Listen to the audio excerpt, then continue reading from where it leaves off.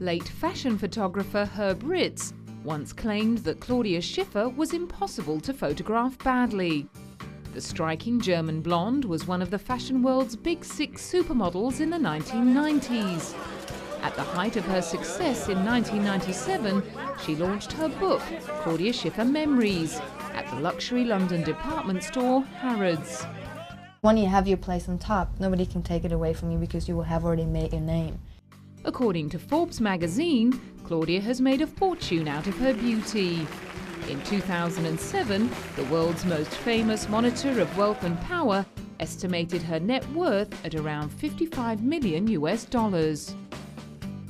Born in the small village of Rheinberg, West Germany in 1970, Claudia has two brothers and one sister. Her father, Heinz, was a lawyer, and the family was wealthy, a fact that Claudia later confessed had caused jealousy amongst her peers. Her 5'11" height was not an asset at school, where she was shy and introverted, and keen to avoid being noticed. A good student, she became fluent in English and French, a skill which would come to serve her well in her international career. Upon completing school, her first plan was to follow her father into the law. But at the age of 17, that plan went out of the window after Michelle Laverton, the head of the Metropolitan Model Agency, spotted her in a nightclub in Dusseldorf. The rest, as they say, is history. Not long after her first fashion shoot, she appeared on the cover of French Elle. But it was when Karl Lagerfeld chose her as the new face of Chanel that Claudia's place in the fashion firmament was assured. In 2008, she was in Berlin to present a Lifetime Achievement Award to the designer who'd set her on the path to superstardom. In the early 1990s, she became the face of Guess jeans and began appearing regularly on top magazine covers in the US and Europe, including Vogue, Harper's Bazaar, Cosmopolitan and Time magazine. She was also the first model to grace the cover of Vanity Fair, Rolling Stone, the New York Times and People magazine. She had a contract with cosmetics giant Revlon and furthered her catwalk career by working with design houses like Versace, Jill Sander, Dolce & Gabbana and Valentino.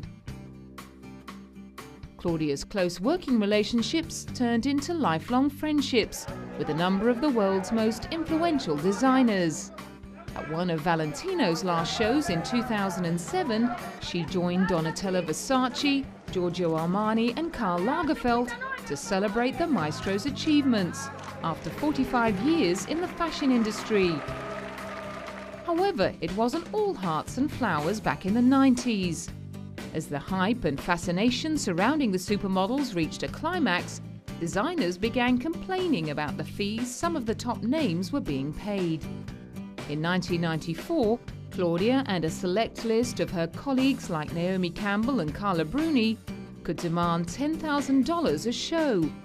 For a week's appearance at a fashion event, such as Milan, they could clear as much as $100,000. Modeling became one of the few industries where women could make more money than men, and some designers made their disapproval known, labeling supermodels vampires for the outrageous fees they commanded. However, Claudia and her peers defended their right to their fees, noting that modeling is first and foremost about sales. Is it still fair that they should be paid so much less than you? We are paid because of what we sell. We are not paid because of what we are. Compared to what we sell, we're paid little. Compared to what we are, we're paid a lot. Men are paid because of what they sell. They're not going to sell so many suits, they're not going to sell any creams, so they're not paid as much as we are. Not surprisingly, given the money involved, the world of the supermodel is highly competitive. Some would say cutthroat. In 1996, Claudia lost the lucrative Chanel contract to newcomer Stella Tennant. Karl Lagerfeld's alleged justification for dropping Claudia was his belief that Stella was more in tune with modern fashion trends. Thankfully for the 26-year-old Claudia, other designers disagreed, and she continued to find her services in high demand. One of her biggest fans was the colorblind and controversial photographer Helmut Newton. While still in her 20s, Claudia was already an elder stateswoman in an industry notorious for hiring very young girls. Aware that every inch of her face and figure was under scrutiny from women and girls the world over, she voiced her concern about the 1990s trend for heroin chic, as displayed in stick-thin models like Kate Moss. Claudia feared that ordinary women would attempt to emulate this unhealthy look and put themselves at the risk of major health problems. And I don't like very much either that the fashion trend right now is supposed to be, the women or the girls are supposed to be very, very thin, which could be very dangerous to all the young women and girls that are reading all the fashion magazines and following every fashion trend. So I think it's dangerous because if they copy everything, they might copy to also wanting to be so thin, which can lead into anorexia, and that's very dangerous. Her courage in speaking out about worrying trends in the industry didn't protect her from her own brushes with controversy. At the height of her career, she caused a stir as a result of her contract with sexy lingerie manufacturer Victoria's Secret, known for its risque catwalk shows and racy adverts. In 1995, a number of primetime US television stations refused to air one particular commercial, which involved Claudia writhing around in scanty lingerie to a soundtrack of jungle drums. The commercial had been shot in Paris. Claudia was surprised by the furore sparked by the ad, which the networks had declared too provocative. She simply saw the campaign as offering her a chance to tell a story that brought out the qualities of the product. The model's massive international profile has resulted in some unusual requests for public appearances. In 1995, Russian President Boris Yeltsin invited Claudia to Moscow to appear in a fashion show for the Our Home is Russia campaign. And she wasn't the only celebrity to accept Yeltsin's invitation. Only the month before, MC Hammer and British musician Glenn Hughes had performed to audiences thrilled to be getting a taste of the West. The campaign was designed to help the president win the youth vote in an upcoming election. In 1996, Claudia was in Shanghai to help promote a new catalogue by mail-order giant the Otto Versand Group. Following Vidal Sassoon's outstanding success in Hong Kong, many designers felt the Chinese market was going to be very lucrative. Huge crowds gathered to catch a glimpse of the famous European beauty. I have always dreamed about coming to China one time, and I've had incredible imaginations of the city and of the people, and I was very, very curious. A few years later, she went to Lebanon for a fashion show and was shown around the presidential palace by Miss Lebanon, Joel Bolok, before meeting the president, Elias Rawi. He presented her with a piece of clothing she had probably never worn before, a blue abaya, a traditional Lebanese robe.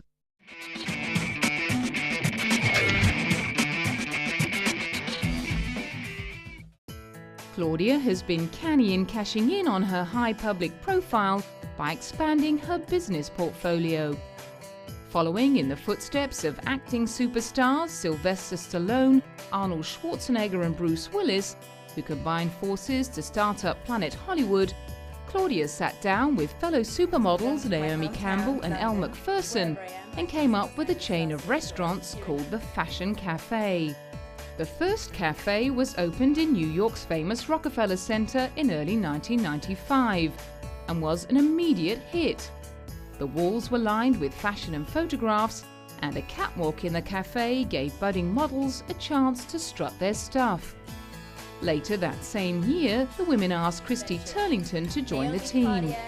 By that time, plans were already on the table for another opening in London's Piccadilly Circus. 2 years later, Claudia took time out from her catwalk work to welcome the crowds into the newest branch of the Fashion Cafe. This is our first entry into basically Latin America. You know, we wanted to start with Mexico, and we're going to go to other countries as well, and South America as well. She also went on to launch her book and released the first of what would become 4 fitness videos. Although she confessed she'd never suffered from cellulite, she admitted that she found it hard to get motivated around exercise and couldn't just eat what she wanted. The video was designed to offer people a simple and easy way to exercise and provide an antidote to the many more complicated regimes on the market.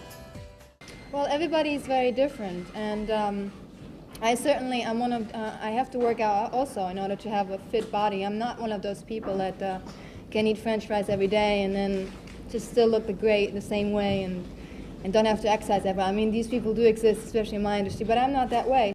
When Pepsi switched to blue cans in their branding battle against Coca-Cola, they employed the German supermodel to spread the news. She was in good company, with fellow supermodel Cindy Crawford and tennis star Andre Agassi also promoting the brand shift. What I like very much about the image of Pepsi, it's very cool, it's hip, it's young. Claudia has also appeared in a number of films and television shows, although she has yet to put in anything more substantial than a cameo appearance. In 2004, she was a guest at the Berlin Golden Camera Awards, where her role was to present the award for Best International Actor. Before the event, she let the press into her little secret and spoke of her excitement about the night. Jack Nicholson. I'm going to give him a prize tonight, together with Thomas Gottschalk, and I'm looking forward to it because I think he is great. In the late 1990s, French car company Citroën used Claudia to promote a car they were exporting to South America. In Argentina for the launch, she reassured her fans that the rumors surrounding her imminent retirement were exaggerated. No, it's not true. No, no es cierto. I was in Milan 2 weeks ago and I did a press conference, and I think that the journalists have not understood me. I think it was a translation problem. It's not true. I love working for Citroën, and I have many other projects. I love being a spokesperson for L'Oreal as well, and I do a lot of modeling still. Of course I do also movies and other things, but I really love my work overall, and I'm definitely not stopping. Aside from her substantial work commitments, she continued to devote time and energy to a number of select charity causes. In 1995, she signed an anti-fur petition, Models for Compassion, for the animal liberation group PETA. Alongside Kate Moss, Linda Evangelista, Cindy Crawford and Naomi Campbell, she pledged to stop wearing fur, both on the catwalk and in real life. She and Naomi joined forces for another good cause the following year. Along with fellow model Karen Mulder, they agreed to let US toy maker Hasbro design a Barbie doll in their likenesses, on the proviso that a portion of the sale of each doll would go to International Red Cross. It's a great idea, especially being a model. I think, sometimes you kind of feel like a doll. People dress you up, they take your clothes off, they do your hair, they do your makeup.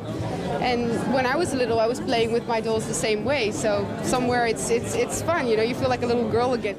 Naomi commented on the fickle nature of modeling contracts, something Claudia was all too familiar with. I hope they sell very well. I hope they go to children that need them and to people that like them, and I hope they last for a long time, longer than we do. Years later, Claudia was on hand to help put pressure on the German government to play its part in assisting the world's poor. The Germany Live 8 concert was expecting an audience of 100,000 to crowd around the landmark Victory Column, with international artists Green Day, Brian Wilson and Roxy Music included in the lineup. The concert was one of 10 free concerts organised by Bob Geldof on the eve of the G8 summit, and Claudia was invited to speak to the crowd.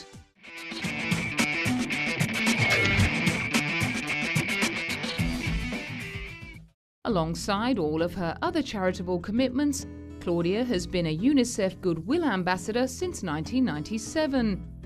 In 2005, she found herself in very illustrious company when she added her soundbite to a public service announcement about the impact of HIV/AIDS on children.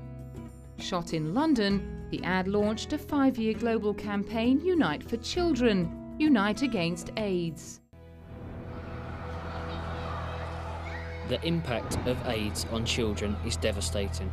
Millions of children are infected with HIV and thousands see their parents die of AIDS every single day. Children are missing medical treatment because of AIDS.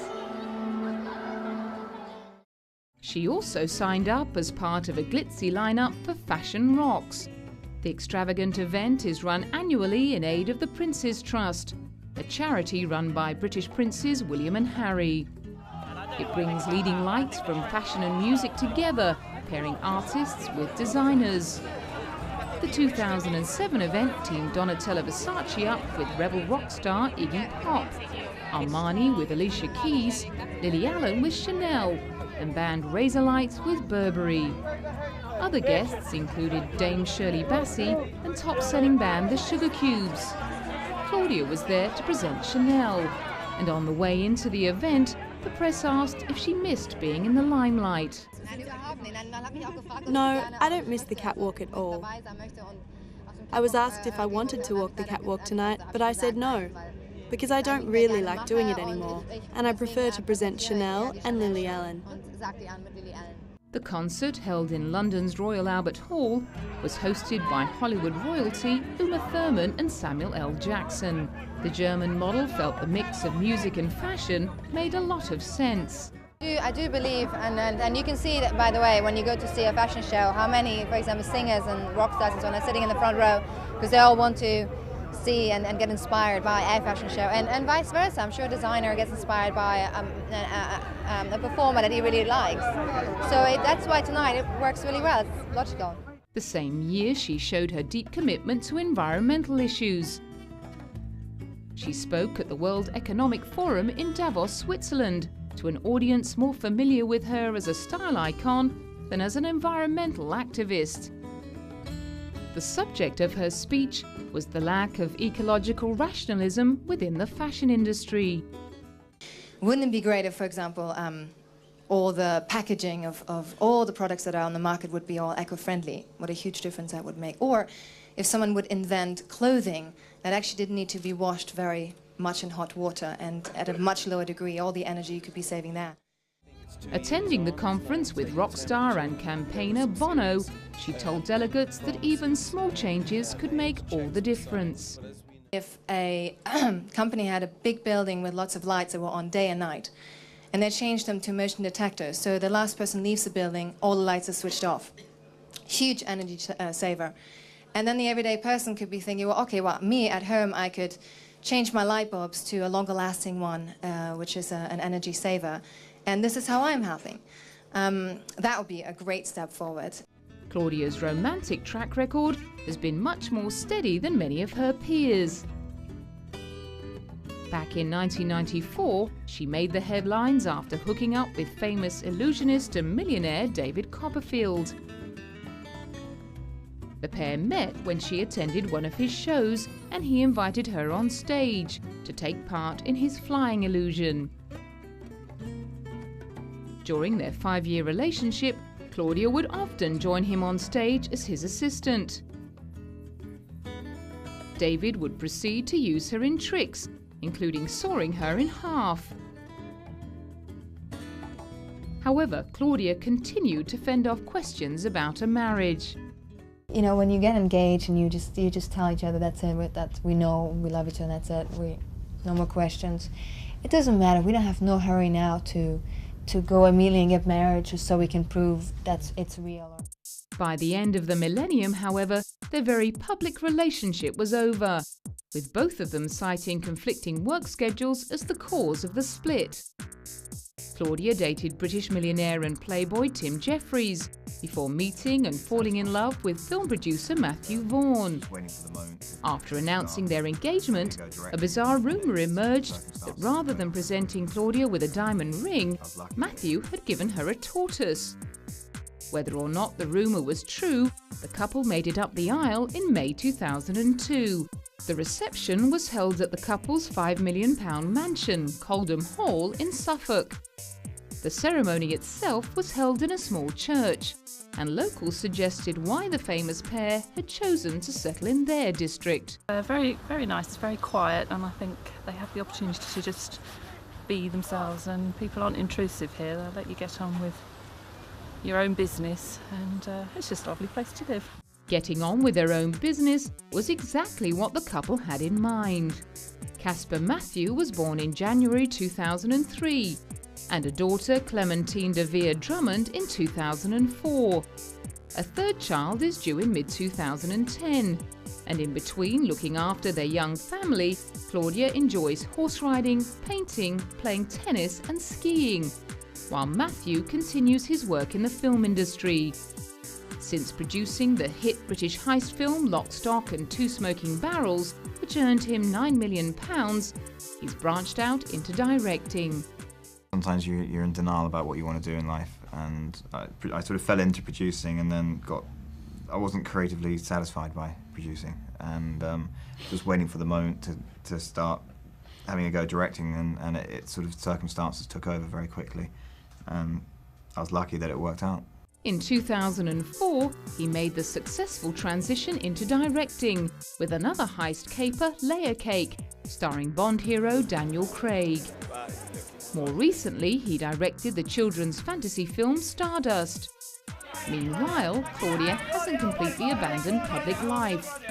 She recently combined her love of tennis with her love of dressing up and joined a select pre-Wimbledon function in London, organised by Richard Branson.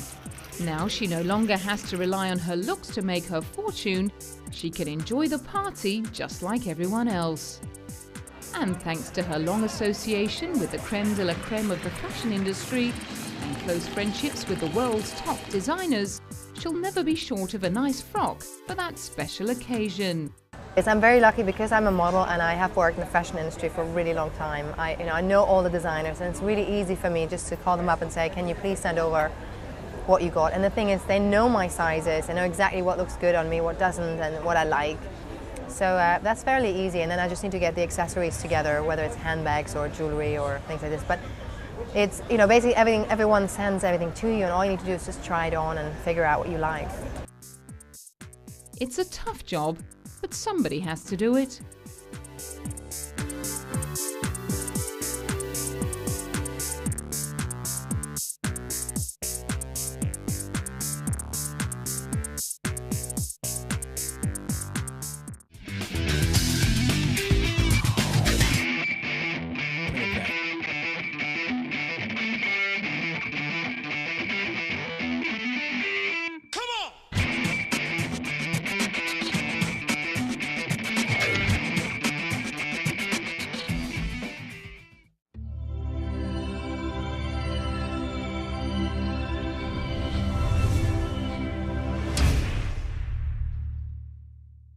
Was a lawyer, and the family was wealthy, a fact that Claudia later confessed had caused jealousy amongst her peers. Her 5'11" height was not an asset at school, where she was shy and introverted and keen to avoid being noticed. A good student, she became fluent in English and French, a skill which would come to serve her well in her international career. Upon completing school, her first plan was to follow her father into the law. But at the age of 17, that plan went out of the window after Michelle Laverton, the head of the Metropolitan Model Agency, spotted her in a nightclub in Dusseldorf. The rest, as they say, is history.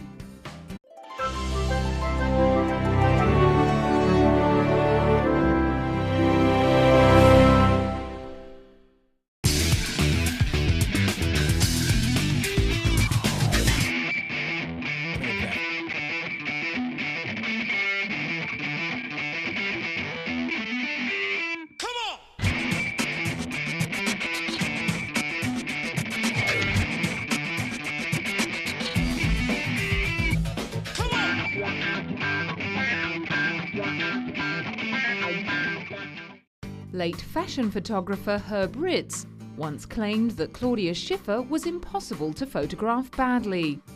The striking German blonde was one of the fashion world's big six supermodels in the 1990s. At the height of her success in 1997, she launched her book, Claudia Schiffer Memories, at the luxury London department store Harrods. When you have your place on top, nobody can take it away from you because you will have already made your name. According to Forbes magazine, Claudia has made a fortune out of her beauty. In 2007, the world's most famous monitor of wealth and power estimated her net worth at around $55 million. Born in the small village of Rheinberg, West Germany in 1970, Claudia has 2 brothers and 1 sister. Her father, Heinz, New York Times and People magazine. She had a contract with cosmetics giant Revlon and furthered her catwalk career by working with design houses like Versace, Jill Sander, Dolce & Gabbana and Valentino. Claudia's close working relationships turned into lifelong friendships with a number of the world's most influential designers.